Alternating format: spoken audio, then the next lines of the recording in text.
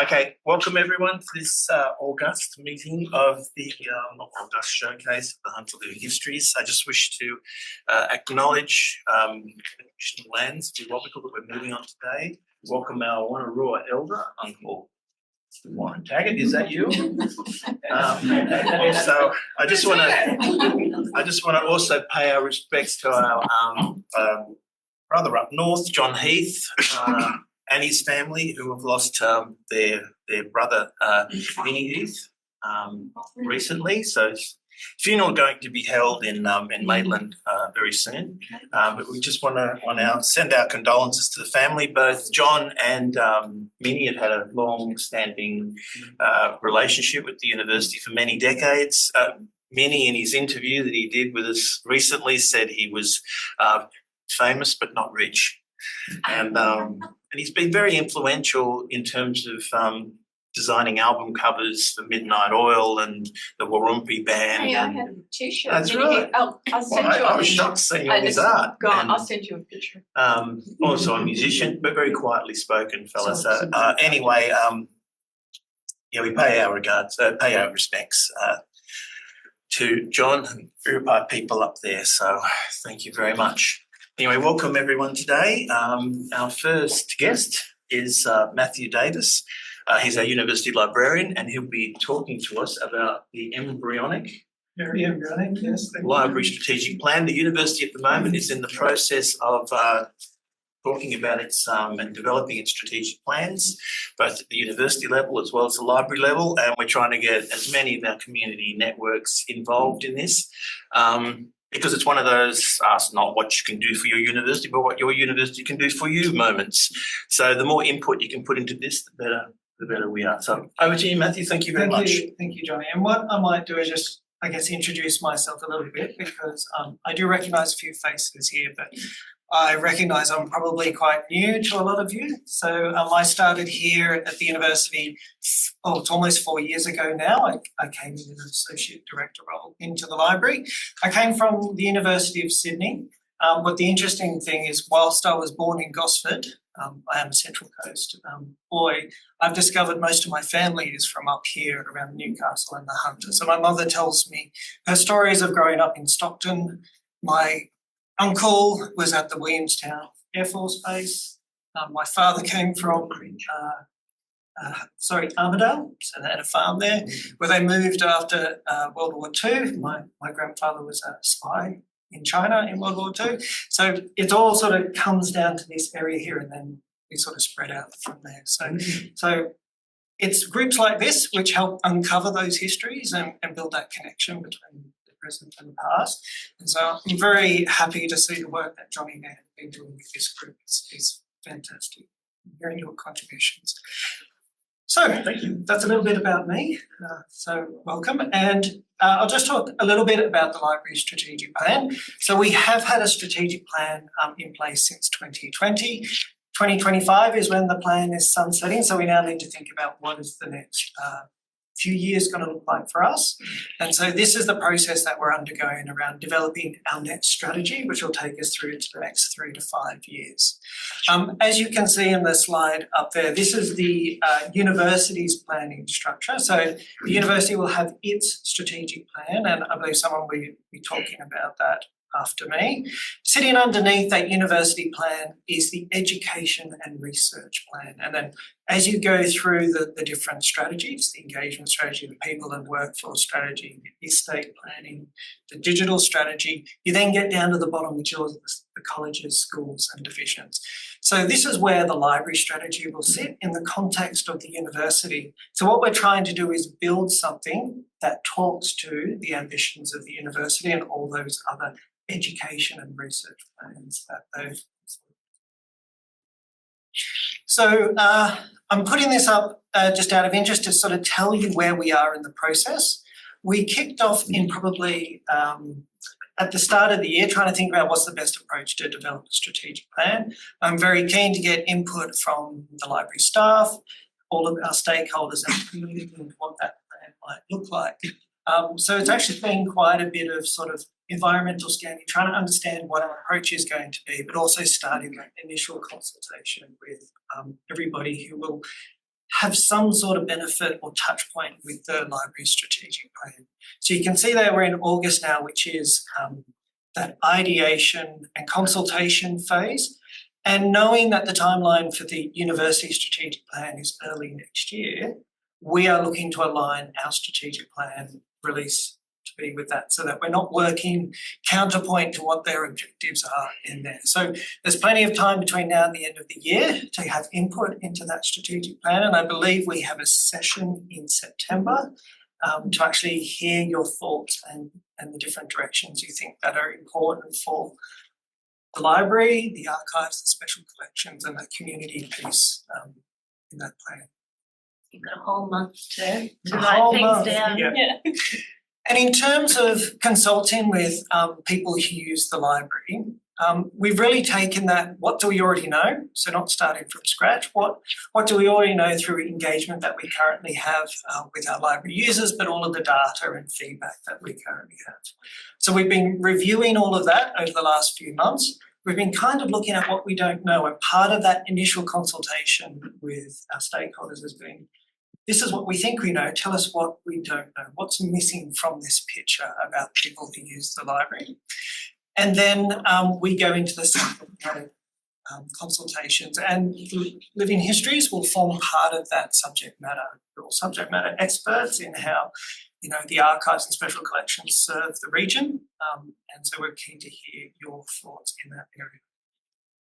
One thing I do need to point out though, that as we are in the university, our primary focus is on those students, the teaching academics, the researchers, and it's trying to work out how we can serve the community and serve users of the library while achieving those goals that we've been set by the university. How do we make sure education is the best it can be in this region? How are we supporting all of those people that come maybe first in family, Indigenous students that come to this place, the research around those groups, particularly protection of health and medicine within the region, whilst also, you know, keeping the history alive and keeping that engagement with the community alive. Last one. So when I come back in September to speak with this group, these are the sorts of questions I'm going to be asking. So you've got a whole month to think about these sort of topics. We're taking a strengths-based approach to developing our strategic plan. It's called Appreciative Inquiry. It's saying when we're at our best, what is it that we're doing that makes us our best, and then, you know, focusing on that strength. So we will be asking you, when is the library at its best? What are the most important aspects of a university library to your success? And what are the opportunities? Well, that we'll define that when we do the workshop. So if you think about what's success for you, what does the university library mean for you? Then we can start looking at what success you think would look like. It's a clearer question for other groups like students, obviously, Yes. and researchers. Yes, well, that's what this is what you're saying, we're going to be asking for money. Yes, it is. So That's why. lots of time for you to think about that. It can look different. There's no right or wrong Yeah. answer. And I think if you boil it down, we're just asking your thoughts, right? Yeah. It's Derek. I know. So some of these people are freshly students. And so that's trying to paint that picture of what we might look like in 2030. Now, does anyone have any questions? Well, I just got one. Okay. Okay. Are the students or uni students, are they going to have any input of, like you're just saying here, what we're going to put in? Yep. Is there anything there where the students themselves might want to put something towards you? Definitely. And they're one of our key stakeholders that we'll be meeting with. We already have some information from them. We have a lot of students that work for us, and so we've got a ready access to people in the workforce with that student perspective, but we will be going out further and seeking more feedback. On your second slide, it was very pale to read. Is there a part there which says the broader community? Like I can see research and student or education. But is there a box on there that says your environment or the broader community? There won't be a specific high level plan for community. There's going to be an education plan and a research plan. But there will be, in terms of the operational plans, there'll be some kind of community engagement plan. And then also community research would come under the research plan. Okay, which might be formal research or like leading to a higher degree, or informal research. Yeah, I think when they're talking about that research, it's more along the research that's conducted at the institution. What is the impact of that within the region?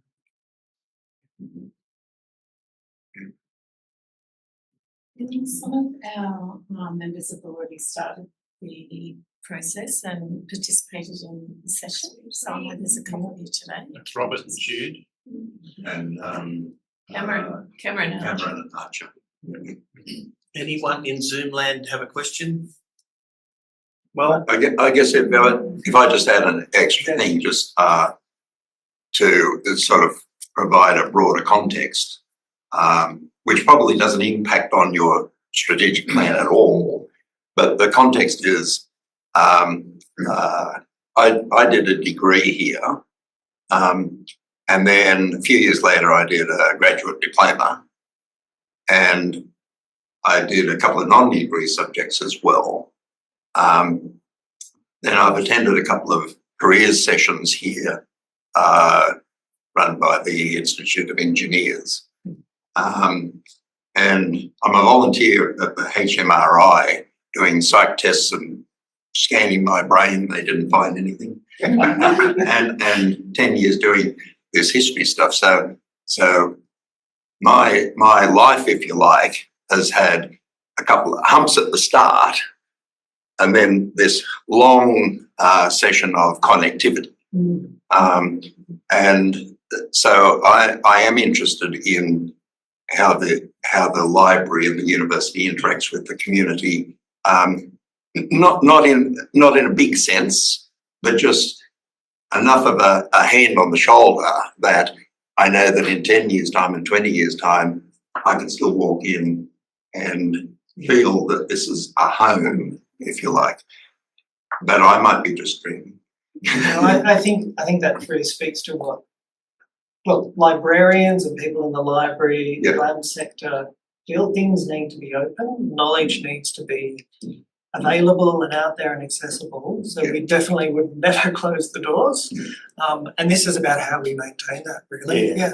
So thank you. These guys have got to leave in half an hour. Okay. But central discussion is going to be on the university's flagship ideas. So throw in, because everything from here is going to the university's strategic people to see, because they're seeing this as a sort of another one of these interactions. Because that's a concern for me too, because if you look at the 1989 Act, our core business is education and research for the communities of the Hunter and Central Coast. So the communities are very much in that mix. So the way that's shaped, and because we see so much of you and the way that you've interacted with the university over time, I don't want our vision to be too clinical about this is a student, because who's giving birth to the students? There's parents out there. Where'd they come from? Grandparents reported in the Herald as sending their grandchildren here. So the connectivity between the university and people is just such an interesting sort of web. It's more like a tapestry. So, but the big issue we always have is making sure that this business, so to speak, translates to all the humanistic things. So that's why I'm always making myself a pain so that we can make the business things much more, exciting and interesting, but giving them a purpose as well. So, but anyway, that middle discussion around that whole topic will be a good time to just air what you want, how you see it, how you want to feel it, and put it in there. So thank you very much, Matthew. Any other last questions or observations from the people in Zoom land? No, that's good. Oh, there was one question, sorry. Oh, that's it. It's a comment. Will there be, there's questions, will there be a document we can refer to after the meeting to see specifics of issues to be addressed for any further. So we don't have anything to share immediately after this, but we're hoping when we start doing the formal consultation with this group that we'll have sort of some things, some ideas from which you can sort of hang off, I suppose, rather than coming up with a completely blank slate. It's always easier to pull things apart than to start from scratch. Yeah. Where we've got to at the moment is we've reviewed what's happening in the world, what's happening in the world of universities, what's happening in the world of libraries, and sort of given ourselves a vision of what's coming. We've read some documents on other people's predictions for the next 5 and 10 years, got kind of all that together. And then different groups from the initial focus groups and the working group working on this, and some staff who've given us feedback and so on. We've got various ideas, but they're currently, as of last week, just a whole mishmash of ideas that it would take you, and you'd have an unhelpful long meeting to discuss those at the moment.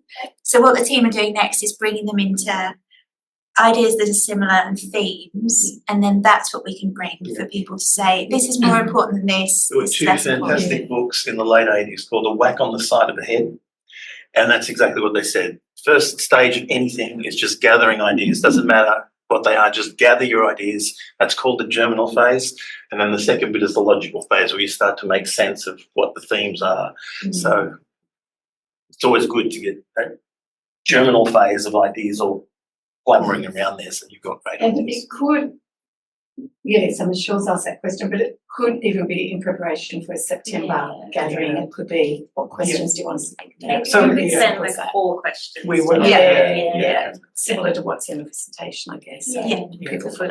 Can I just make an observation about archives? Obviously, the museum in Newcastle and the local history library have valuable collections of historical matter, but the archives here, I think everyone would agree, has the preeminent collection of material relating to Newcastle and the Hunter. And I'd like to see that go on, that space, physical space and money continues to be made available for the purchase of historical material, because I did my thesis on a local history topic, and one of the sources I used was archive material in the archives here, and I'm one of thousands, maybe possibly tens of thousands of people. Thank you. You said that you've been looking at other universities and stuff like that.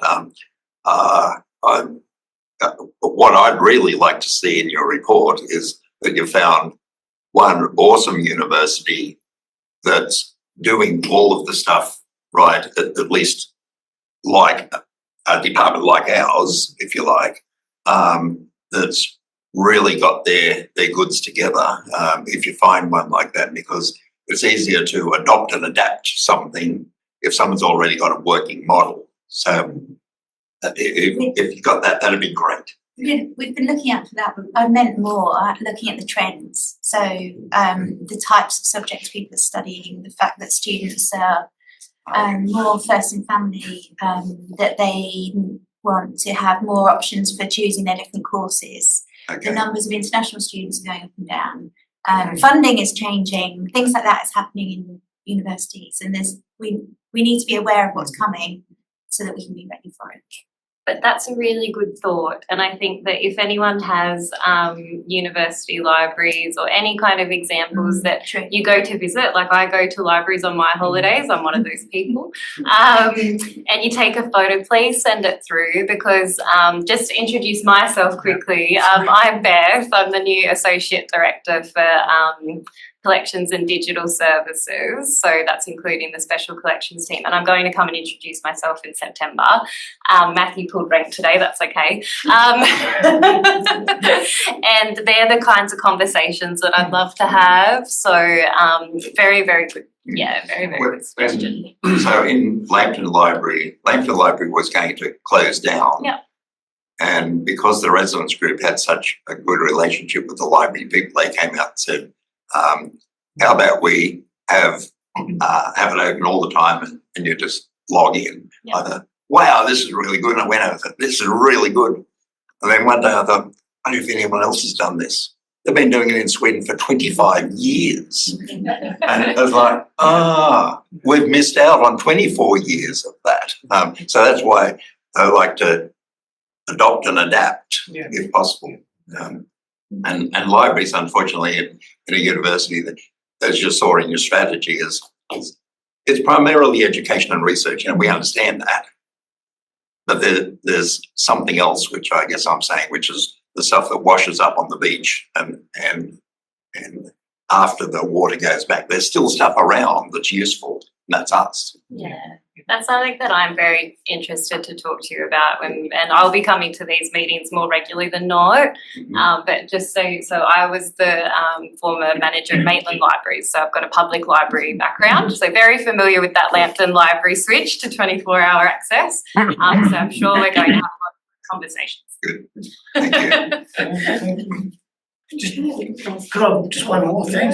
Just this gentleman here. You said about you've got history here in this university and you've got history in Newcastle.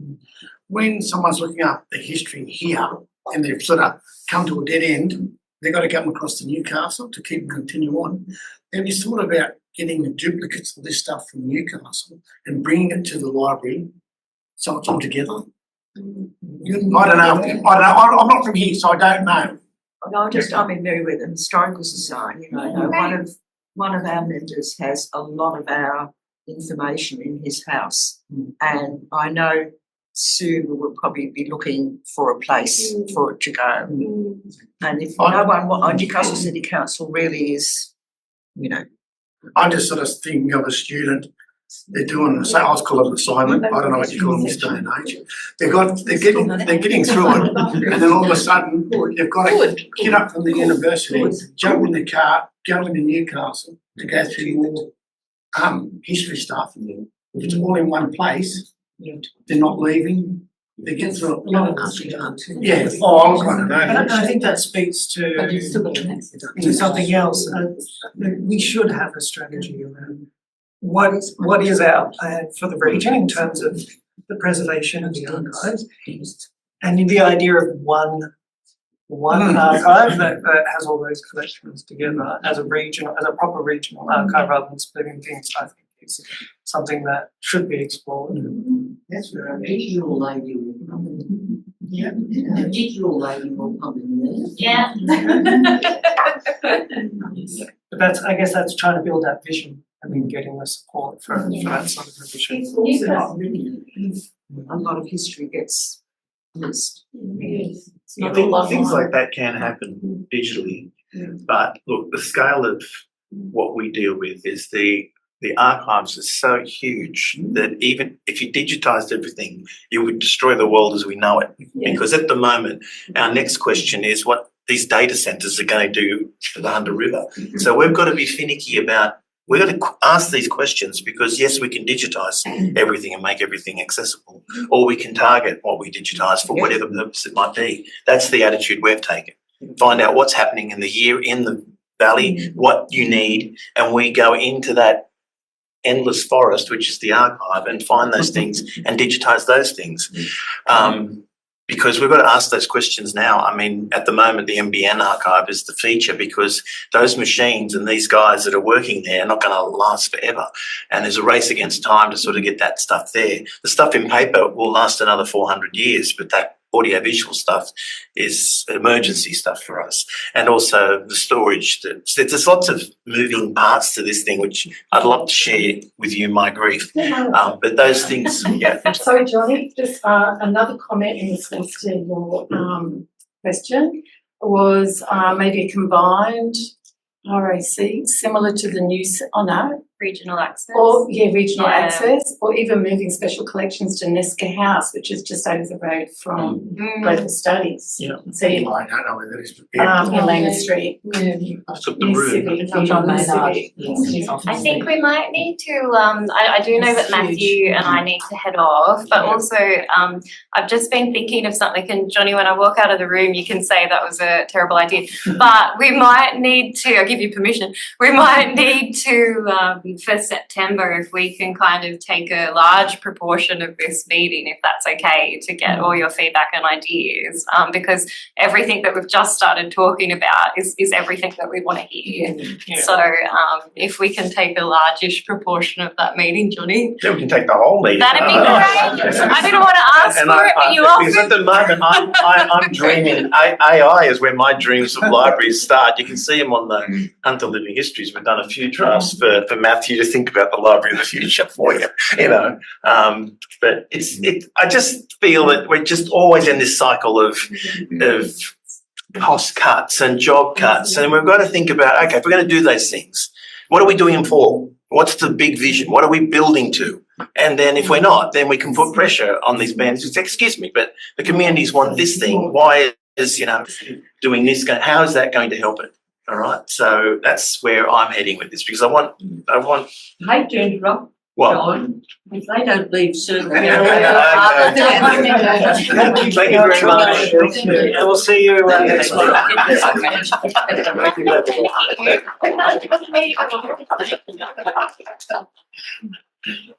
think we need tea at these meetings. You do. Well, we haven't had rations in years, have we, guys? I think we might be able to help fix that. Thank you. All right, now for our second wonderful guest, we have Uncle Warren Taggart. Is that what you'd like to be referred to? Oh, it's Uncle Warren. Uncle Warren, okay. Wonderful man, and his PA. two magnificent photographers that have been documenting Aboriginal sites across the Hunter region for decades. We have Alan Chawner and Carol Carter. And so anyway, over to you. Tell us about this book that came out a few years ago that they've been donating to various institutions and places, called Spirit of Place. Beautiful book made up of some extraordinary photography. Tell us all about it. Talk to us. And talk to anything you want to talk to. I was just listening to what you're saying about libraries and what the context is for us, because when we started this project, and it's just to introduce, we've got Warren here, but Alan and I have been helping Warren with research and the photography and survey work, and it's a really fabulous collaboration because we all have an equal share in what we do and we all vocalise to each other how that might work. So we've become very good friends. How long? 10 years? Yes, 11 years? Something. We're all family really in that context too. At the moment we're working on a First Nations Cultural Heritage Grant with the Commonwealth, and that supports the work that Warren does in field surveying sites in the Yango and Wollamai National Park, which is a huge area, like impossible. You can see what it looks like in that first slide there. That's Mount Yango. It just is country that is really difficult to travel through quite a lot of the time. There's a lot of Aboriginal cultural sites in that area. So it's an impossible task, really. But saying that, we are supported by national parks as well, and we have been supported by the library. Initially, when we started, we looked at known sites, and then we went into the historic documents to look at what was known about the sites in the past. They came from people like Ian Sim, who was a surveyor, did most beautiful drawings of engravings. And in the present day, we're looking at what's there now and what has been lost, because I don't know what your prediction is, Warren. Maybe we're losing a lot. Less than maybe 20 to 50 years, most of this will be gone completely, due to climate change, there's more bushfires, there's more flooding, things are moving around, there's lots of vegetation that wasn't there once that was cared, the sites were cared for by people. That's not happening. The historic documents with AHEMS is the Aboriginal Information Management System that we use in New South Wales.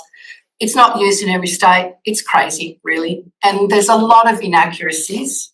So you might go looking for a site and you know, several days later you might find it because it's not where they say it is with GPS. And a lot of those sites have maybe even disappeared completely. So what's happened with the Heritage Grant is that we've been looking at what's remaining, checking on sites. Warren is a Warren Elder, I can't even say that one, is going back and checking, because that's what, you know, First Nations people would do. They would visit sites over and over, not just once, but actually sit in the space and look at the space really well and find out where they are and how it relates to everything else around them. I mean, that whole concept of what being on country is. So we're a part of that now. We do the same thing. So we go back and we double check all the time. And yeah, it's a really interesting thing to be a part of. We're very privileged to be a part of it. And that's where we are at the moment. So Warren can talk about some of the images now. So over to you. Can I just ask, can anything be done to preserve these sites? Yes, not to allow people there. The whole idea of the book was to say, instead of you going out in the mountains, have a look at it in the book. That was sort of we looked at. And how we see our Carol said, we are losing it hand over fist. Really quickly. We're losing it. And a lot of the elderly people can't get to these places because they are difficult to get to. You know, we're sort of feeling ourselves in that category sometimes when there's escarpments and you've got to climb down and you know, we all sort of help each other, you know, in that respect. It is quite difficult. We want people to see the book and not go there. Yes, But I think we look at it too. What's a bit disappointing to us is you go over to China or Japan and into Thailand, all their temples are protected. All this, every single thing across the world is protected. Come to Australia, nothing. And see that Mount Yango, that plays a major role in Aboriginal culture. That's like Uluru to us. Yeah, it plays a big part. Who mainly looks after the preservation? If you put a statement in and say, "We've got this place, we really want it," you know, boarded off or something. Who do you go to? Well, we don't.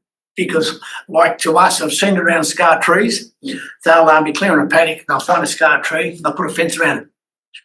Just like putting a neon light on. It is, it really is. Oh, what's that? Let's go and have a look before you know it's damaged. So a lot of times it's just, we don't say where they are. Yeah, we don't, you know, things that in the book, for instance, there was quite a lot of feedback from the community about what the captions would be and how we would describe, because people would like to know the general area where something is, but we never ever sort of say, Exactly. and we never keep GPS on anything. Yes. We make sure that that's protected because these days anyone with a GPS and a four-wheel drive can go wherever they like, and, you know, we see the damage done by people because, number one, sometimes they don't even know what they're looking at. And that book describes some things that, for instance, you know, the water tanks, we call them water tanks. There might be a natural hole in the rock, fills up with water and leaves. A stone is put on top, so the water is preserved, so that if you want fresh water, you don't have to go down to the bottom of the gully for it. You've got fresh water on top of the ridge. People come along and remove the rocks. They break the rocks. They think, what's this? You know, it's obviously that someone's placed something there, but they have no understanding that it's actually a cultural place. And around those rocks quite often would be grinding grooves. I can't speak this afternoon, which look like little soap dishes, which indicate that, I thought you said dreaming roads. Grinding grooves. And so, you know, people don't understand what those are as well, you know, and that might lead to, you know, emu tracks or some other marks on the rock. These are engraved into the rock sandstone country is really significant here. It's Hawkesbury sandstone. And when we first talked to archaeologists, one of them said, it's all about the sandstone. What you've got here is really reliant on the sandstone, and it goes from that country up in Wanneroo through Darkinjung to Brisbane Water, all the way through this big triangular section that causes these images to be similar when they're in cave overhangs and actually as engravings. So that's what you see here. And there's an essay by Gillian Huntley who has expressed those ideas about how old this might be, how they're made. It was really lovely to have her input into that because she went to Singleton High School. She was inspired seeing these things early in her career. So the preface is by John Maynard as well, and it's really good to have his input. So with the, I mean, I was sad with this because when you go to Europe, you'll see Italy will have the Etruscan tombs. They will lock down 7 of them and open 2 up to the public. Then close those 2 and open up another 2 and lock down the other 7. So there's a management there because the Italians see the Etruscans. This is fucking give me the fucking shits. Same thing with the French. The French protect their ancient caves because they were made by Frenchmen or French women. Yeah, before we. But here we've got this disconnect. You know? But the real focus in all of this has been education. Yeah. And Warren takes these books to schools, even preschools, community groups, high schools, and will gift the book to. They're given. They're given. It's a gift. It's not for sale. Not for sale at all. So, you know, we got sponsorship for the printing of it, and it's produced this wonderful thing, which has been really giving Warren a doorway into all those kids, very young kids. I mean, I've always said if you take a group of preschoolers somewhere wonderful like the Biami Cave at Milgradale, they're going to remember that all their lives, you know, and they're going to keep it and hold it close to them and have respect for the cultural value of their sites. And so it's been really important, and this is the best PR we could possibly do. Yep. Coincidentally, I met a lady called Michelle Hessing just a couple of weeks ago who had your book as the printer. And I was like, I've never heard of this book. And she was saying that she's been working with us doing the website. That's one. Another question is, or a comment is, years ago I went to Machu Picchu and looked at all the ruins there, and the guide said to me, "You haven't got anything like this in Australia, have you?" And I said, No. I said, but we have a culture that goes back 60,000 years. It doesn't have things like you've got here. And I said, your people came and died out. I said, our guys are still going. And so that was my little bit of PR for Australia, which is true. But we don't have that knowledge taught in schools. And the reason why this project started personally with me is that I was an art teacher at Whitebridge High School, and we did a project called Bridging Cultures. And Doug Archibald, who was an elder from up the coast, he was an artist in my room for about 6 months. So it was wonderful. You know, he just sat in the back of the room. All the chaos happened around him, but that didn't matter. All the Aboriginal kids at school were involved with talking to him about culture.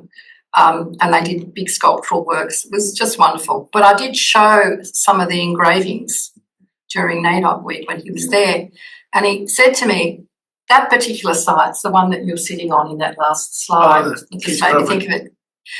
He said it's gone. It's been damaged and you can't see it anymore. And so I thought, well, I've probably got the only photograph taken at night, because you've got to photograph these at night, that exists. I should do something with it. And so through John Maynard from the university and Ray Kelly Senior as well, said, I've got to meet this guy. And they said, I don't know whether he will talk to you, but he hasn't stopped talking to me. So that's how that started, because, you know, it really needed, school kids need to know that this sort of culture exists. I was 20-something before I even saw an engraving, and I thought, why don't I know about this? You know, it's fantastic. But they do have to be photographed at night, and the little boys all in a circle.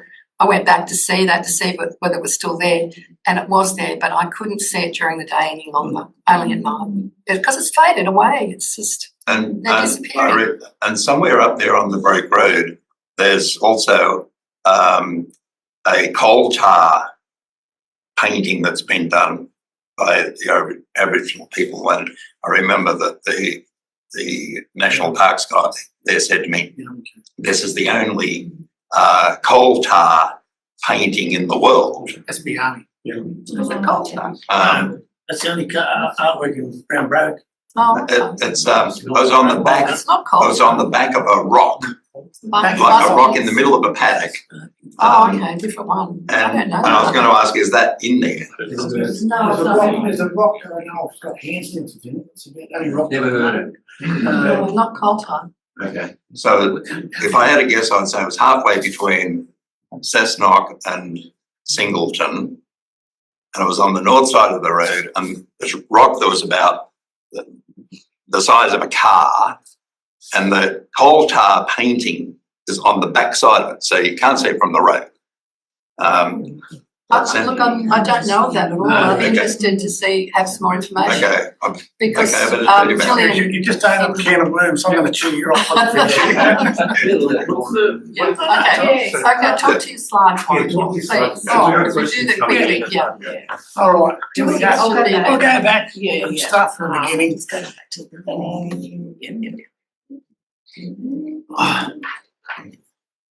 Yeah, that's good. All right, as I said earlier, this is Mount Yango, and Yango, see the flat part across the top of Mount Yango, and they say Biami, the creator of all, stepped onto that, and into the sky he went. So that they say years ago it had a point. And when Biami stepped onto it, he flattened it out, and into the sky he went, and done all his creation work in the sky. But when he returned to us, he returned to us as Kawa, the which is illegal, Wonderful Totem. But there, that's between that, where the photograph was, and that to Mount Yango, I think there's five different valleys through there. And you stop and think how long it would have took them to walk through there. All right, next one, please. That's the one I thought you were talking about, sir. No. Was that the Biami Cave? Yep. That's our creator of all. Mm-hmm. Then the photograph represents him as we can all see, male figure. Mm-hmm. It's white lines roughly where his elbows are on his arms. Well, they're not arms, they're wings. He's changing from man to bird because he went up as a spirit, come back as a bird. All the boomerangs, stone axes and that underneath his arms, wings, they're all gifts to Biami.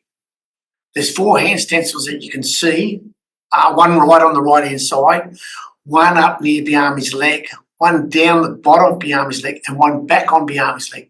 They are all different parts of learning. They say the little one is you just start your journey of life, a journey of learning. As you get older and wiser, you can make your arm longer. So it goes from that one to the Biami's on the side where the stone axe is, it's a bit longer. One down there where Biami's foot was, it's longer again. And then the one on Biami's leg is the knowledge holder. And we've seen that in so many artworks in the caves, long arms. There's 1 or 2 long arms in it, they're the knowledge holders. But how, when I've got students out there or staff, it's pretty easy to understand those 4 hand stencils. Preschool, primary school, high school, uni. That's how easy it is for them to understand that.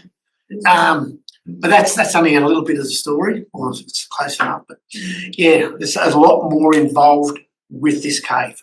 There's a lot more. The cave itself's not doing too bad as far as yeah. care of the cave. This is probably the most visited cave and the most significant.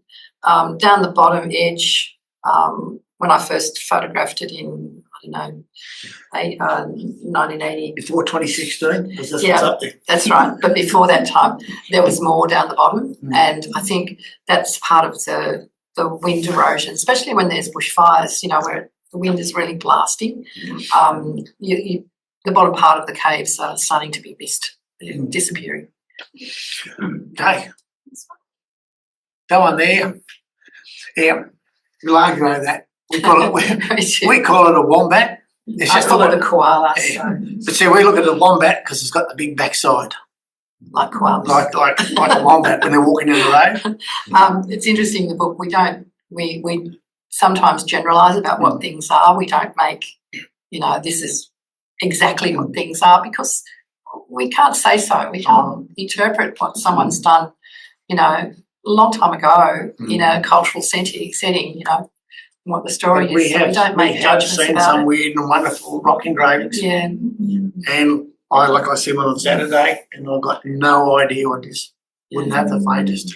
There's quite often anthropomorphic figures, animal and human together, and some of them are quite sophisticated in that they are in profile, which people say, well, this is a primitive culture, but when you get visually to things like profile and movement within figures, it's another understanding of image making, really. So some of them can be quite sophisticated. Some of them are really big. Oh, yeah.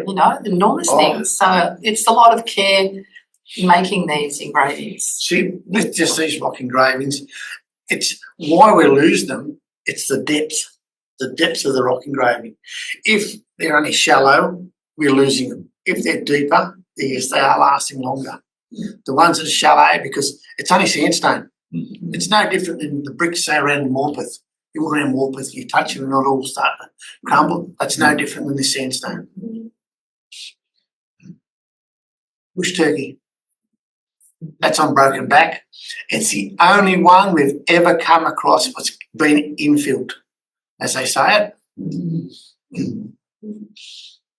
So infield means Putting on the lines, Decorating.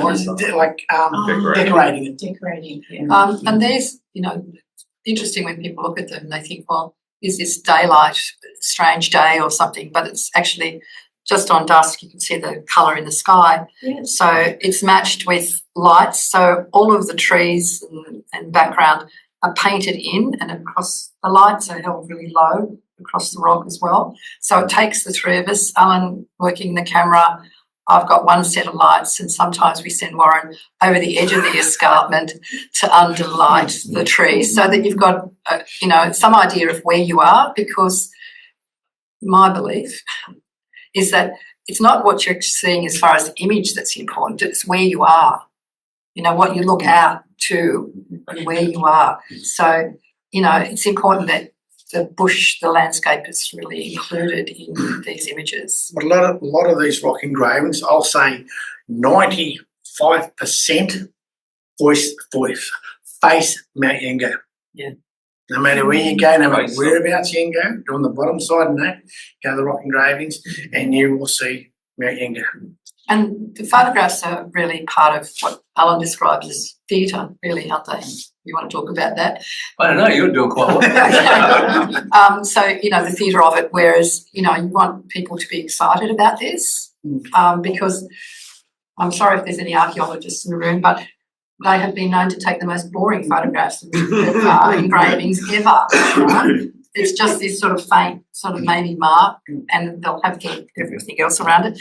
And they're doing it for a different reason. This is to actually have some other value given to the images that makes people want to know about them and to excite something in the kids as well, some mystery. And Why wouldn't it be How theatre? important is the sky? I mean, it's at night.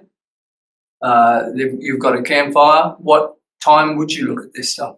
This is when the people are together. This is what happens. Yeah. It is. The thing that made the impression on us was the sky as well. But when we asked Ian Sem, we did an interview with Ian Sem that recorded a lot of these sites in the 60s. I asked him about the significance of the stars, and he said that's a recent thing. That's a recent thing, he said. So just made me think of it because that's two processes. I don't know. The stories of the dark emu and that is, like there's a picture of the dark emu in this book. We went to we couldn't get it here. Coonabarabran. Too many mines. 3 o'clock in the morning in a cow paddock with our dog and a lot of cows. Because can't get it here. The night sky's not here It's anymore gone. because of the mining and because of the proximity of It's cities. here. Yes. You depends. It's a real shame. You can't point your camera in a place that there isn't light in the sky. Yeah. And you very clearly can see. I don't think the anyone venue. will understand how difficult it is to capture these things unless they've been Well, a lot of the times, and like Carol Allen, I'll say, I'm going out to a site, we're going to look for a site, find the site and go, yep, that definitely needs photographing. Then we come back, then we organise Carol Allen and myself to go back out. Because they just Carol Allen walking around there for 2 days, go, what are we doing out here? We've You know, probably I'll go and try to find the site, complaining. photograph it. So have you found new sites? Yes. Like these? Yes. Yeah. Yep. That must be so exciting. There was my daughter found one yesterday. Yeah. And We we're can out keep on going, the we could show you. some Yeah, places. keep going. Go, go on there. I'm conscious of the You're gonna- time. Keep going. Well, we're here till 5 o'clock, so it's all right. No, we're- Hang around. Thousands and thousands of sites, Yeah, many thousands. more than you could possibly even consider. It's layered with sites, little tiny ones sometimes, but lots of sites. So keep going. That's just a kangaroo, but see the line in the back? We don't know if that's a mistake or a spear. Because if it was a mistake, they couldn't fill it back in again. I think it was a mistake. I really do think it's a mistake, because we have seen Someone the learning how kangaroos. to engrave. We have seen some of the rock engraves with kangaroos, and you can deliberately tell it's a spear. That's- It's my sport, it's my boat. All right, next one, please. Next one. Yes. They are known a lot of sandstone rocks. They're called Mondui footprints, Biami's footprints. When he walked across the earth, shaping it, forming it, yeah, they're everywhere. You go anywhere on a lot of the rocks, you'll find them. And they're heading across the ridges that join up, you know, so it's We come directional. on, there was Is yesterday. that the significance of the 4 toes? No, there's could be 3, 4, 5.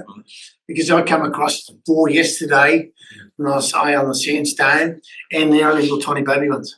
There's Well, they 4 can be long. Yeah, as these well. footprints being mapped because John Fry, Emeritus Professor John Fry, recorded some of these. He told us years ago that these footprints seem to extend out into the sea as to where land was before. But he said they tracked. I remember years ago when the KFC site came into the news. Remember they drilled through a hole, some electrical contractors in Sydney at Cromer went through a footprint down there, and I started wondering where do these footprints Where they go. Where do they go? Because when we're dealing with this sort of artwork, it's like artwork on a continental level, you know, and so it's interesting. That's what. Well, my theory is that these ones go to the Central Coast because we do know that Aboriginal people did travel between, you know, that area and up into that drier country up at Wanneroo. So, I mean, that's from historical record.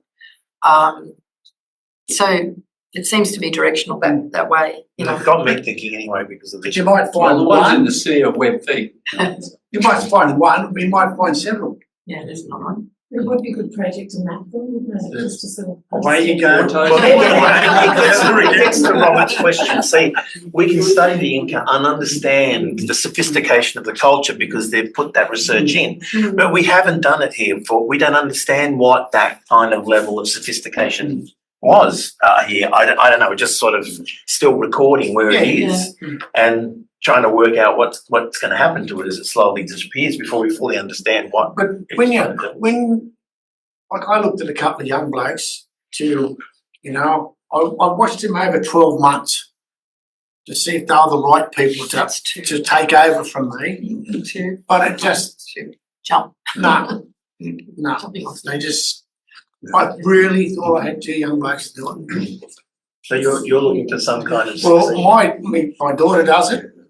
The youngest daughter does it, and I've got a grandson, but he's still too young. But they've been out a lot of sites. They've been out to a lot of sites with me. You know, sites that no one's ever been to. That's something the university can do for this project. But I found Find the right people that want to do this. But I found education plays a major role in it, especially I call them staff development days. And I say to them when I'm there, I just go, if we teach the teachers right, the teachers will teach the kids right. You know, but there's some people you go out there and you know they're going out there for the wrong reason. I'll just zip it, only do this, but I've had people out there that are so interested in it and taking notes and photographing and asking questions and that. Yeah, I've done that bit extra. I've gone to a couple other sites because you can see, what they really want out of it.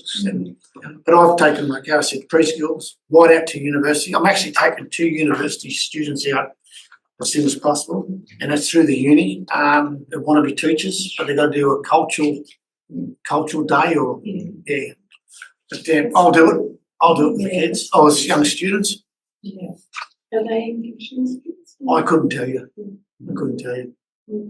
But I mean, if they're willing to contact me and backwards and forwards to learn about the culture. So when they do go into the school to teach, they've got a bit of an understanding. How many schools have you taken? Oh, we won't even go there. Well, how many? Hundreds and hundreds and hundreds of schools. Newcastle up to Dungog, Merrymore, Murrumbidgee, right through. And you've delivered books to all of those schools? No, we nearly up Central up there. So that's with them. Yes, they were gone. But preschools are good. The parents hate me because they come home filthy. All right, let's go because All right, that's the engravings that Carol said. They're kids. We call it kids corroboree. Let me go to some of the new ones, maybe. That one there, you see, I don't not wear shoes on it because it's a really significant site, so you don't wear shoes on it. Or like clamp through it, slip through it. Bird, big spiritual figure. It looks like a bit like Santa Claus. Right on hand stencils. Oh, we're at Carol's Cave. Oh, don't call it Carol's Cave. That's Carol's Cave. That is a beautiful cave.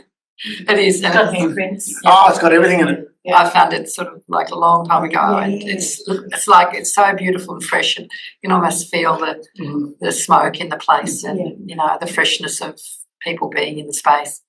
Anyway, next one, please. That's the same cave. So there's spear grooves. Sorry. That was a tank. Yeah, that's a tank. That's a tank. Oh, yeah, that you're talking about tank before. with Yeah. water. The next one. Yeah, that's a tank. I see. People remove the stone. They put the stone there, and then, like you said, the foliage builds up around it and seals it. Yeah. Little soap dishes. Yeah. Grinding grooves. See this here? They're all the water tanks. But see how that one's yellow? And see all the sand on the bottom side of it? Someone cleaned it out looking for artefacts. And I went up there to do a revisit, and they cleaned it out, looking for artefacts on the wall. I think they have a right to do that. That it's an okay thing to do, and it's certainly not. Yeah. It's like an education. It's a $50,000 fine to educate the people, but they don't. No one ever gets fined. Look, those the holes on the rocks with the water up around Stroud Road. There's a lot of nice rocks like We'll that. have to have another look at them now. Yes. And they've got the holes with the water in them. Yeah. Just we use It's a paddle in them and play in that water. It's a source of water. You can't get water. Yeah. see that your car will bite. It's very, very hard to see, but there's actually a part of Biami drawn in that cave. At the middle of the middle, it's just the white big eyes and one arm to the right. Another part is left. It's the only other drawing I've ever come across is Biami in the drawing.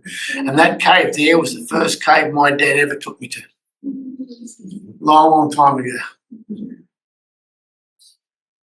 Next one. Yep, that's it, same one. Who's that? Is that the mother cave? Yeah, I think it is. That's the mother cave. I've got to jump up because I'm just going to show you something really, really quickly. We didn't pick this up until we got it home and had a look at it. We've never seen one before. See the owl? The legs, the eyes, the beak. There's an owl there. Never, ever seen another one like it in a cave.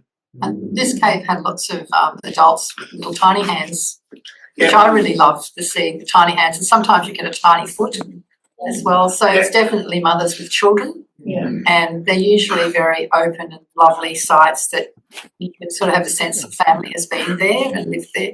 You know, It's a good cave. and the kids are all sort of trying to make their own hand stencils and not doing a very good job. This is the last cave my dad ever showed anyone. Is that cave there?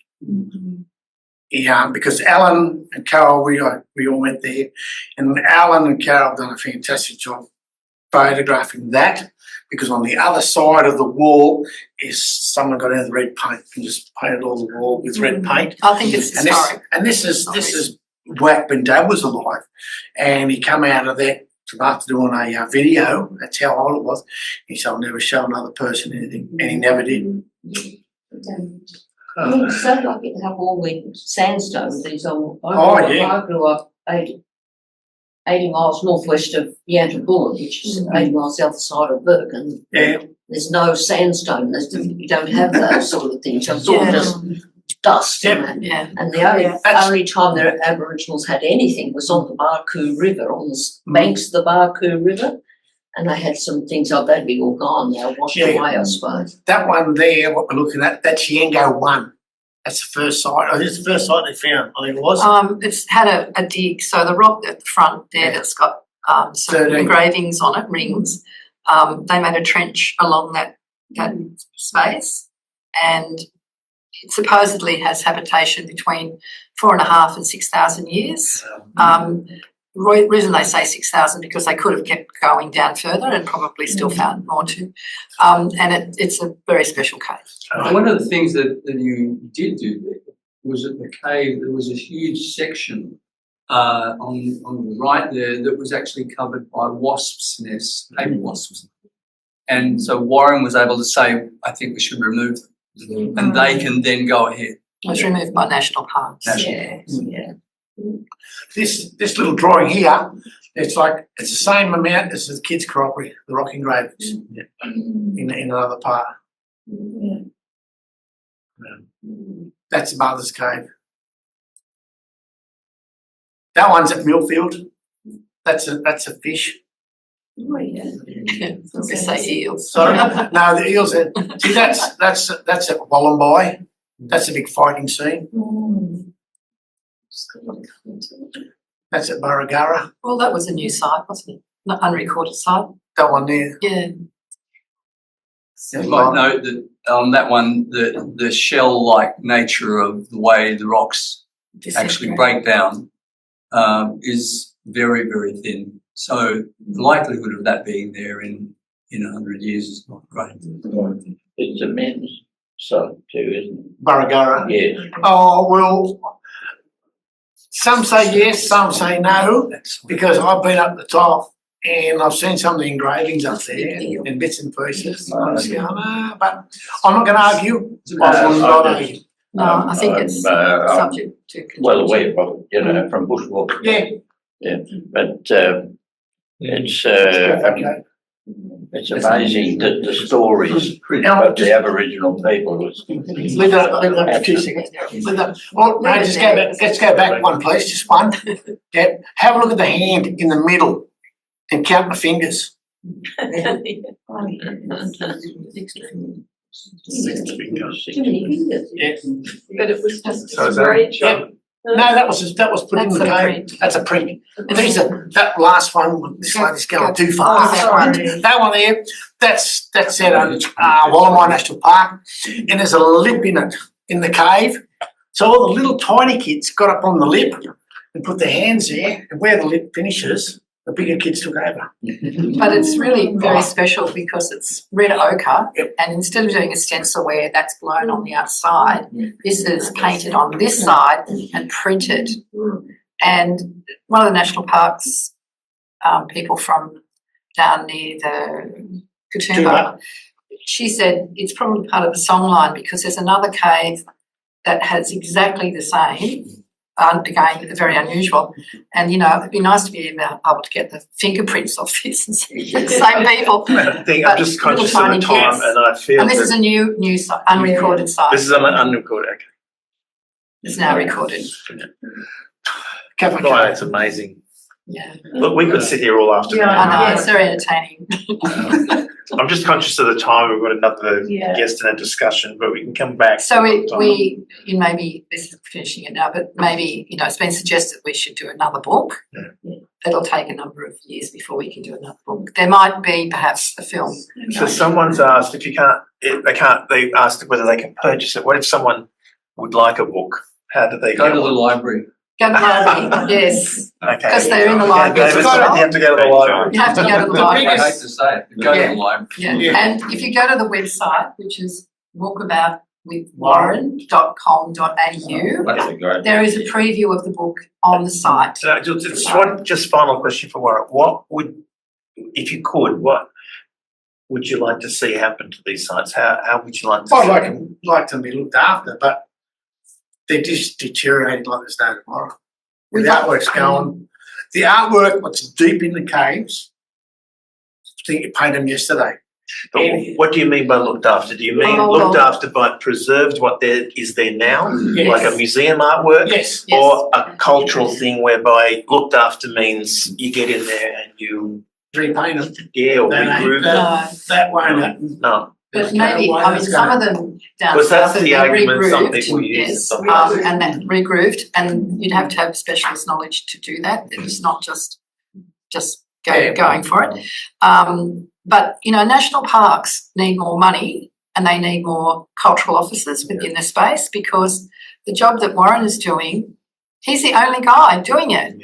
They're fixing the roads and the gates and the toilets and the. Yeah. So this is like a library in stone in the Hunter region. Right. Okay, so they need. While we think about our increased. strategic plans, we've got to think about these libraries as well. It's money. It's a lot of money that needs to go into this. The culture plays a major role through history. It plays a major one. On that note, we shall pause it. Thank you very much. Okay, our next guest is Not not you. No. Why am I looking at you? Daniel Valentine. Yeah, He zoomed in. he zoomed in. Okay, Daniel, you there? There you are. Fantastic. Thank you for your patience. Well, that's okay. That was very interesting. All right, Thank you. so we had a bit of an update at the last meeting on the wonderful grant that went into the Newcastle Post Office. Unfortunately, Glenn couldn't make it today to give us more updates because he's got to go back bricklaying because the funding fell through for the Cole movie. So we're here to you so you can have a bit of time to tell us about the good news for the Victoria. Okay. Can everybody hear me okay? Yes. Okay, that's wonderful. I don't know how familiar you are with the project, but I'll try and give you a quick encapsulation of where we're at and what the $1 million from Environment and Heritage, or New South Wales Environment and Heritage, means for this project, and the opportunities it might provide. If I just got off camera, have I?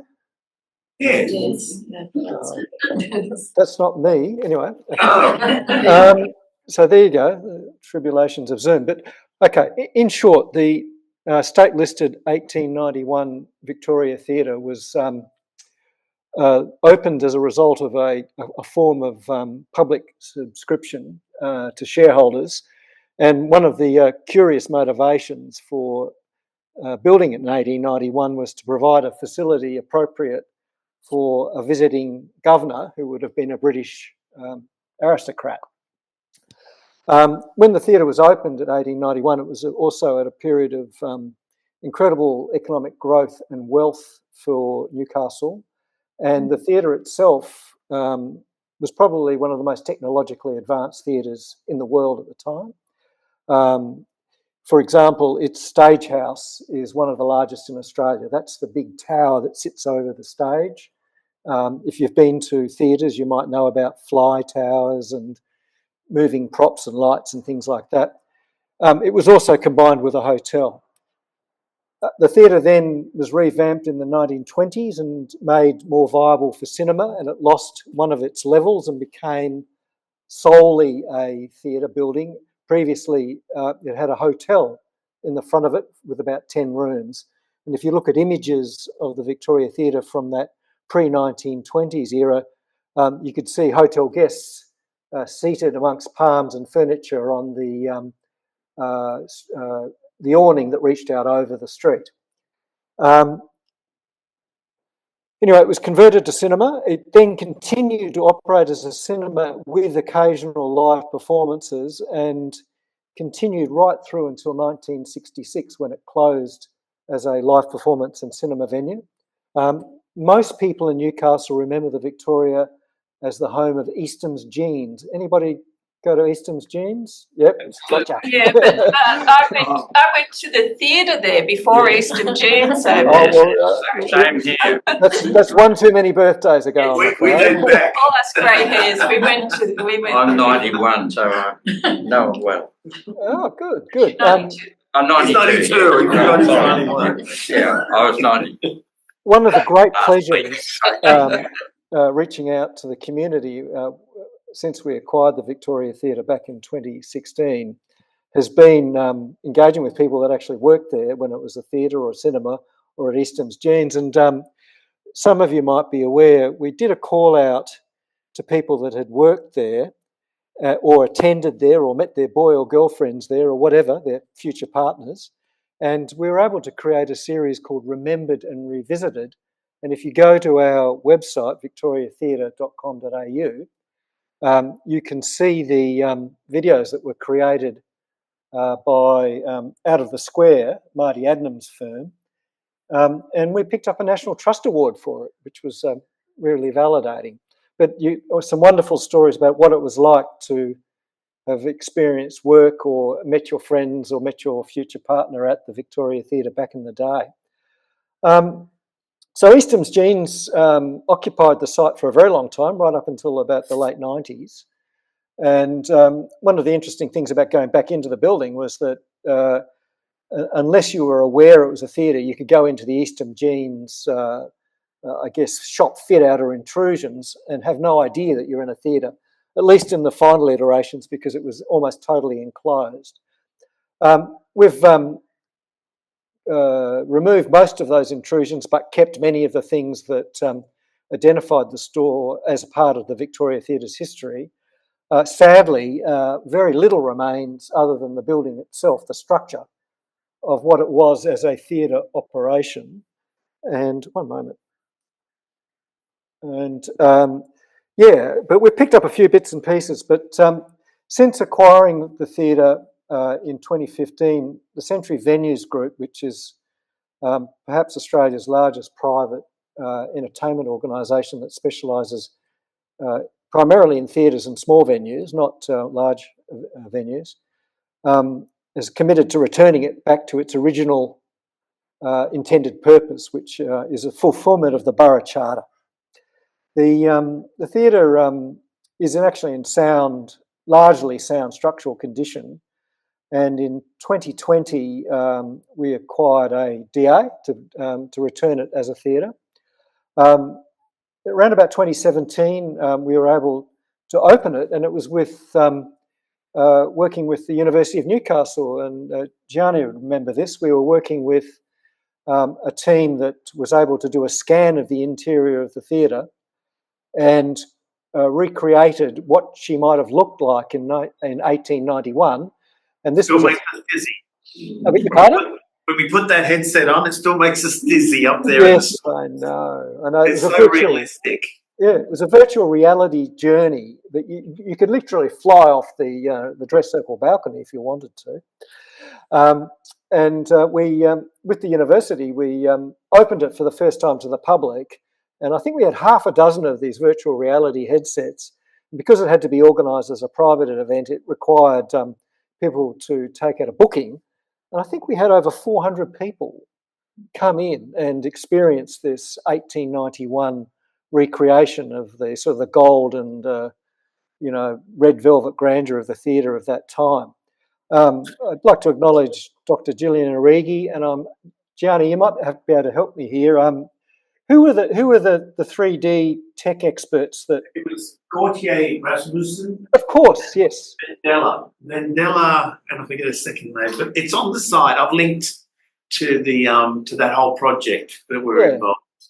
Because it was just magical, absolutely what they did from the descriptions, and And we were able to track down those original records that were in that accountant's garage for the last 30 years. Indeed, and that proved the story. Yeah, The Newcastle Network tracked him down holidaying in Queensland in a week, from just the name to finding exactly where he was holidaying in Queensland. And he brought those records back, and we digitised them. But they did all this through descriptions because they had no visual photos to go off. So what I found intriguing was the board meeting minutes and the general manager's reports. As a succession of general managers moved through the building, and it changed over time, and there was often some quite sad notes in there, including one man who managed the building for a long time who passed away in the job, and so on. So we've got it to a point now where we've received funding and support from three sources from the New South Wales government. One was the Newcastle Ports Corporation, which helped fund their community fund, which is helping to fund the restoration of the facade, which is one of three key state heritage listed,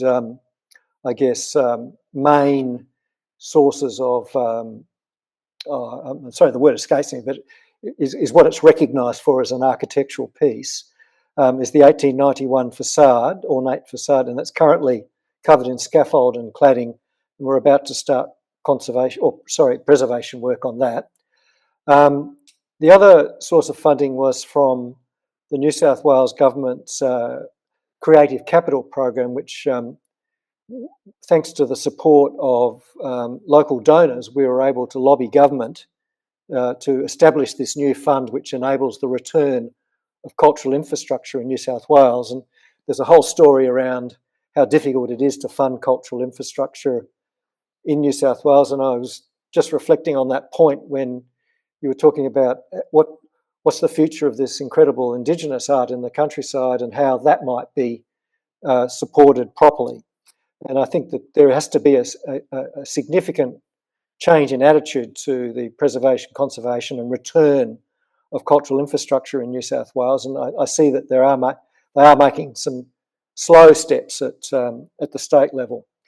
The next source of funding that we were able to secure is what I think ignited Gianni's and Anne's interest in my attending this meeting was the New South Wales Environment and Heritage Grant, which was quite unusual. It was it's the largest single sum that they make available to applicants, and it was promoted as a one-off one grant of $1 million. And essentially they ran a sort of a Shark Tank process where we had to provide a reason and a rationale and also produce a video and a whole lot of other things to qualify to apply for this grant. And we were initially told that we were unsuccessful, which was unusual and, well, which was typical to the extent that quite used to applying for grants and not getting them. And we thought we'd lost that opportunity. And then about 4 weeks after being informed, they got a hold of us and said, look, we'd like to offer you a grant. And we went, but we thought we hadn't got it. And they said, no, we thought yours was so good and we thought the other one was so good that we went back to the minister and we found the money.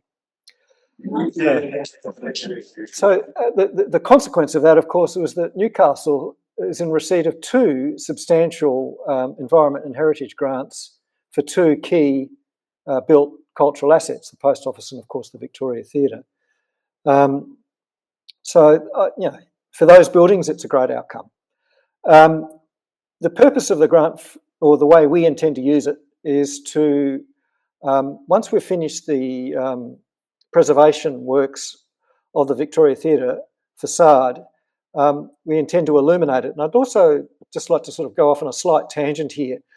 At the end of the day, we want to operate this as a theatre, as a commercial enterprise.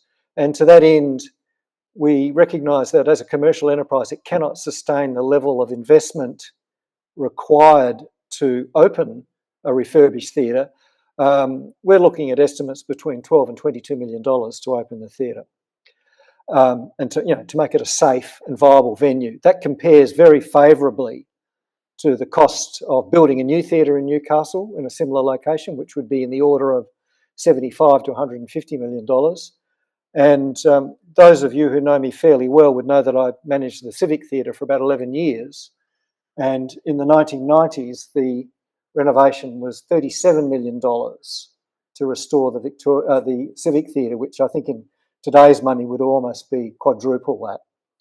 So in terms of the way we expect to be able to return the theatre to active life as a venue, we expect it will cost something in the order of $12 to $22 million. We're about to go into construction certificate phase, and we should be able to bed down that final costing. The point of those comments, though, is that we're still starting to do work on the theatre, and that our approach to bringing it back to life is to take her as we find her. We don't believe we'll ever have enough resources to fully conserve and restore the theatre. And so our approach is to arrest it in a moment in time using the best available technology in terms of structural repairs, penetrating finishes and preservants, so that for the facade, for example, is pretty much as you see it now is how it will be. We will then use the funding to install a lighting system that will be programmable and will illuminate the theatre in such a way that you can see it from its many historical uses. Back in the 1890s, it would have been gaslit. Later in the 1920s, it would have been illuminated by very bright incandescent light during the 1920s as a cinema, and certainly there's many images of the theatre virtually incandescent and glowing. And then for the sort of the 21st century, we'll have a more elaborate and programmable, more colourful lighting scheme for the facade of the building, so that you know it's been activated as a new venue. Inside, the money will help with documenting and telling and interpreting the Victoria Theatre site's long history, including pre-colonial times, and also to try and tell all the stories that we can from the time that she opened through the time she was a cinema to the time she became a much loved retail outlet in the form of Eastham's, and for the 21st century as a return theatre. And the funding will also help with actual works to bring the theatre and to make it more accessible, so that when you can enter the building, you can safely ascend staircases and and potentially a lift to get up to the dress circle to see what it's like from the dress circle. That's about everything I wanted to cover in terms of the grant and where we're heading. I don't know how much time we've got, but I could quickly show you some images of the Victoria Theatre as we intend her to be from the interior. Can everyone hang around after 2:30? Yeah. Okay, good. Go ahead. And please, now that I've slowed down and stopped rabbiting on, you're most welcome to ask questions. Yeah. So this is a very simple image. Sorry. Okay. Text us the question. Okay. All right. What I've got for you here is just a simple slice of what the interior of the theatre looks like. It's pretty much in this layout currently. You can see, can anybody see my cursor? Yeah. Yeah. That's the ornate Victorian facade, which we're about to start work on shortly. This sort of raked area here is what is known as the dress circle, and there's about 400 seats there. And then you've got the stalls down here, the stage, and the very large fly tower. So the three key elements from a state listing point of view is the size and scale of the fly tower, the auditorium itself in terms of its volume and finish, and then the detailed facade at the front. Our expectation is that we'll come up with a facility with about 900 seating and we intend to be able to have removable seating in the stalls, and we'll be able to operate with standing capacity and seated capacity of about 1,100. Okay.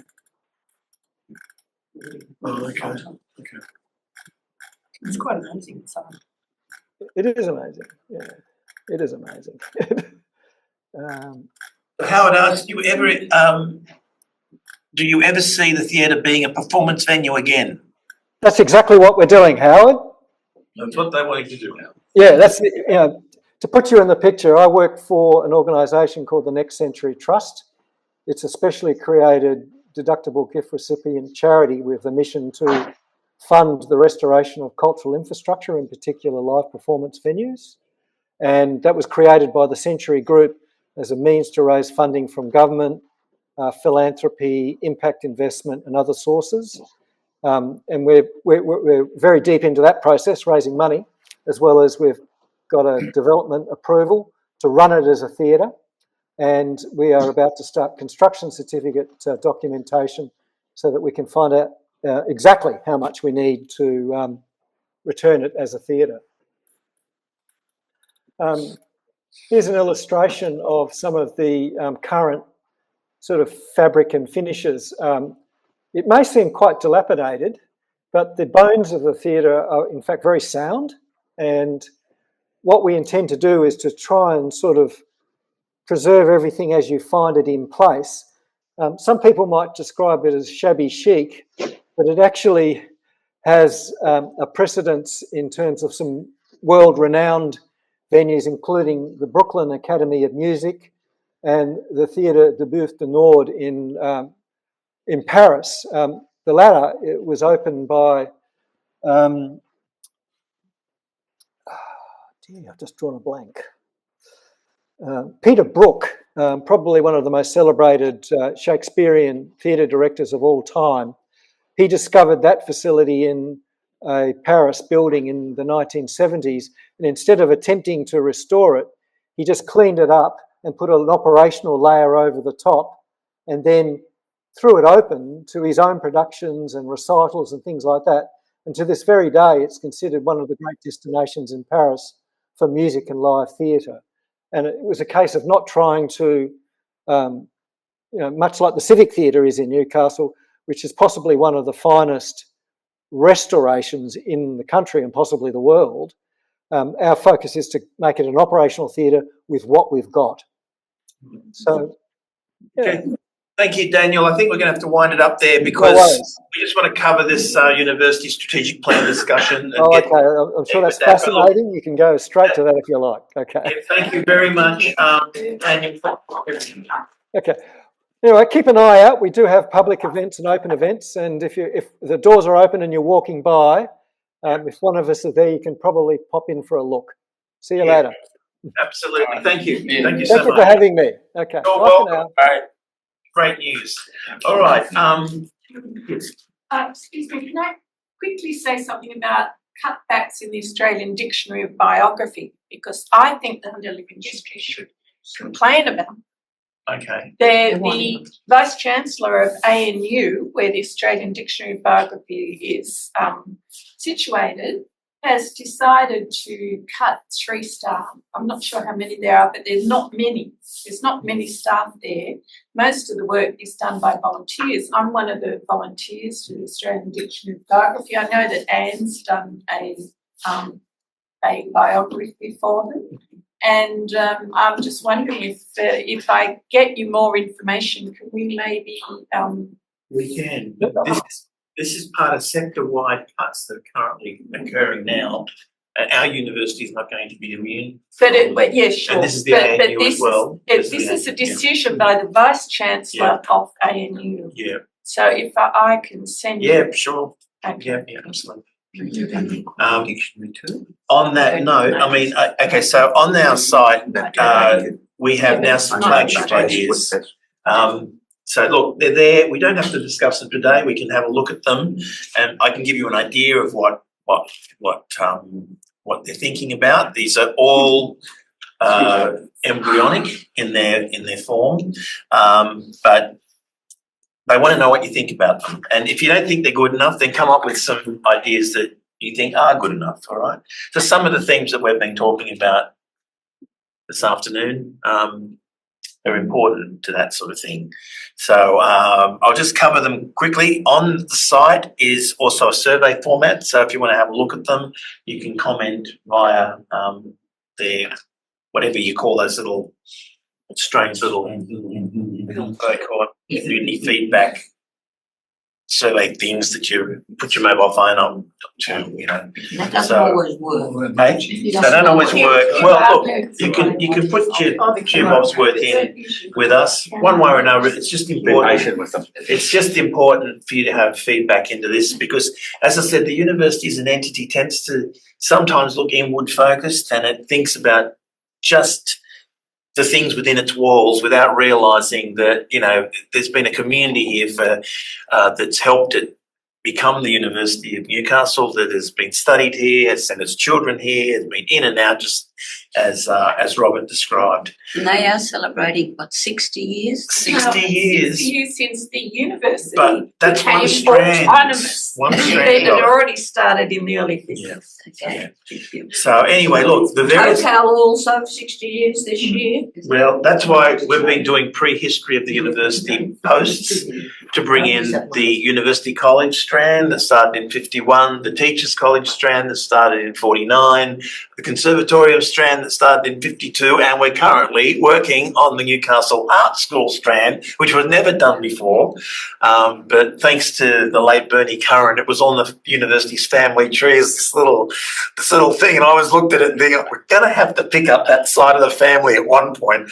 And so we've been going through trying to grab the various technical college strands. 90s, Probably, I don't know. If Yeah, anyone has any that's information, please send it in. I have information. Good on you, Ross Edmonds, fantastic. So we'll bring that in. Anyway, these are the various areas that they are thinking of flagship ideas. Now, they're very cagey on flagship ideas, but they can only do one or two. The university's under siege like all the other universities, facing cuts, but they want to have something that they can say is an idea that the university will come together on and do for the community, all right? Now, we do a lot, but the thing is that these are a big thing. So one fits under the sports participation and excellence flagship, okay? Sports. Yeah. Aging well, which might interest us, I don't know. That's a good one. Expand that Aging one. well, okay. Community-based violence prevention. So that's, you know. Another is affordable and sustaining housing solutions. So we covered it. What was that? Eh? Community-based violence. Probably. See, some of these you can join together. This is the university. This is to do with the university. Yeah, this is the kind of ideas that they've already gathered from what they've spoken to people about. But the slides are up there, and have a look at them in your spare time and think what if you're not happy with any of those, then come up with something better.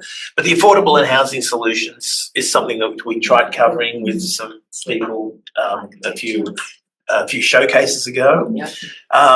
Supporting communities in economic transition. So this is this whole thing of how do we go from a coal world into a renewable world. And if AI needs huge amounts of energy, then we'll be looking at a nuclear world to finance it, probably no river. So we've got to think about, you know, how these things also link up together. Preparing communities to thrive in the workplace of the future or workforce of the future. So that's, you know, is the university creating new hope in new jobs? What sort of jobs could this be? Could they be site managers for Indigenous heritage, or what kind of things could these things take? Advancing environmental sustainability and climate resilience. So, I mean, facing constant environmental catastrophes makes us think about what we can do, you know, in order to have a backup. So one thing we've been thinking about is our Hannon Photographic Archive. All the archives of photographers end up being the backup just in case, you know, some community town at Muswellbrook goes underwater and everyone loses their family albums. At least we've got a backup of family photographs that were taken by the Hannon. That's some way the university can play a part. Student-led community services is another area. So there's about 8 of them All right, so look them over in your time, have a discussion. If you've got any thoughts on it now, by all means share, because they'll get a copy of this, as will everybody else when we make the video public. But have a think about the kind of things. I mean, to me, the university is important. It's embedded in this community. I like universities to be places that if people are having trouble with something, like Warren's concerned with that Aboriginal heritage, that we get in there and get involved. We don't have to solve the problem, but we help. We help any way we can. Similarly, if the Waratah people had a problem with their gas holders and they were facing contamination issues and they didn't know where the contamination was, we get involved by doing overlays of where the gas holders were, so they get an idea of where these things stood in their backyards, do timelines through Trove, because none of the archives survived, you know. There's things like that, and then who does the testing of the soil? Can we have the environmental arm or the chemical arm of the university do some environmental testing, you know? In other words, wherever the community has needed some academic scrutiny or research or advocacy, that's where I see the university playing a hand. What shape that takes, whether it's broad hand or whether it's specific, is up to you to have your input. Living in a flood zone. Yeah.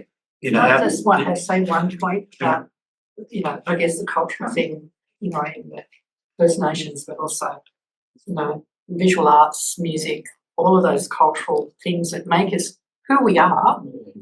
The university in the past has made some very poor decisions about that, as you know, and now they're sort of band-aiding it again. Yeah. And you know, it'd be really nice if the commentary and the planning of this went really into that deeper layer. What's the long-term consequences of getting rid of something like the art school? You know, what does that mean for the community down the track? How do we identify about who we actually are, how we bring people together? Well, Leslie said that a few minutes. It's like you lose your soul. That's what happens when you do that. But it's just, you know, we've seen it before where there's this sort of economic cycle that what can we lose? We lose humanities, and I think we lose our personality, our soul, if you like. We lose all of that.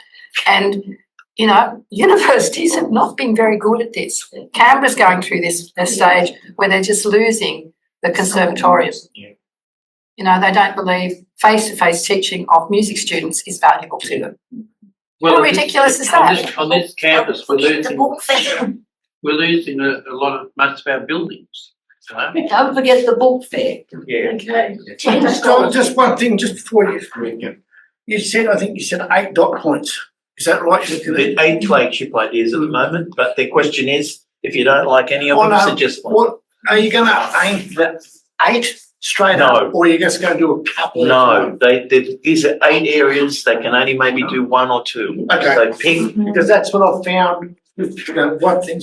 When there's a pile of stuff, it doesn't get resolved. No. If you put out 2 things, they will get resolved. Then when they're done, go to the next 2. I just want whatever that thing is to be fantastic and inspiring and great, and not mediocre. That's what I would like to see. So it gets to the heart of what you're saying. But Leslie, you had your hand up too. Just don't forget the book fair, please. Scholarships now, 50,000 odd books. Yeah. And we're really struggling, as everyone knows. The 12th, September the 12th. So why are you struggling? Friday? Why are you struggling? Oh, because we've lost the stage. They're putting that big screen up in the middle. Yeah, but we're losing the building where we're situated. The only thing wrong with the Bowman building from the Book Fair's point of view is that it's a bit small. Yeah. So the university's response is to knock that building down and move us to an even smaller place. And then they'll tell us, oh, what a great job we're doing in raising money for students, but we're getting no support from the university at all. So I'll send the dates out to remind people. So it's over the whole weekend. We'll also send that too, because, you know, that's not it's supporting the community who's helping to provide scholarship funding for their students. So very important that they support you. It's a good piece of concrete where you can put a tent up where the art school was. Not so good for the rare books. Now, the dramatists, I mean, we had Dr. Carl Caulfield say his theatre has been turned into Hussey's Kebabs. So I said, you might as well get the kebabs to sponsor you next stage. I do worry about books because coming from a high school, and going through this era of they're going to get rid of all the books, you know, and I just think all these beautiful art books that were reference books, I went and saved and set up our own visual arts unit because the way the kids interact with books is so much different how they interact with the internet. You know, it's really anyway, look, just see this as an introduction. We can have a longer conversation at our next get together if you like. Have a look at these things, but come up with something and push it, because I think the university needs you at the moment, or else it's just going to get strangled in business speak. And to me, it's boring. Okay, it's not inspiring. We might have to pay the bills, but the things that thrill people are the artistic, wonderful things like Aboriginal, trying to work out where these footprints go. You know, understanding what was behind this Aboriginal art. Supporting places like the Victoria Theatre, so we have dramatic things that can actually be played in there. The post office has got some exciting things going on. So, I mean, I want to see if we're going to have these cuts and we're going to have all this austerity, then what are we doing it for? Okay, if it's for the sake of balancing a balance sheet, sorry, I'm not interested. What are we fighting for? Okay, what are we fighting for? You know, we should take a leaf out of Trump's book and do what we like. Truly, we live in a lawless landscape at the moment. So let's just make art and beauty the most supreme things on earth. For once. Anyway, any messages from whoever's left in Zoom land, or have they all disappeared? Claire, thanks for joining from Maitland. Yes.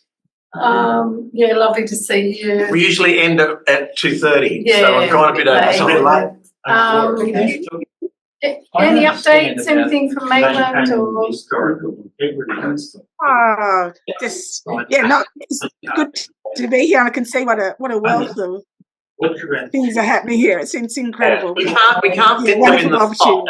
That's the problem. Thanks for joining.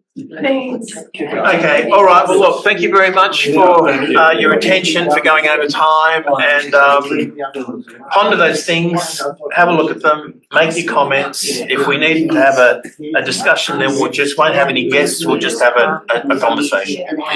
Thank you very much. Uncle Warren, Carol, Daniel, and Alan. See you next month.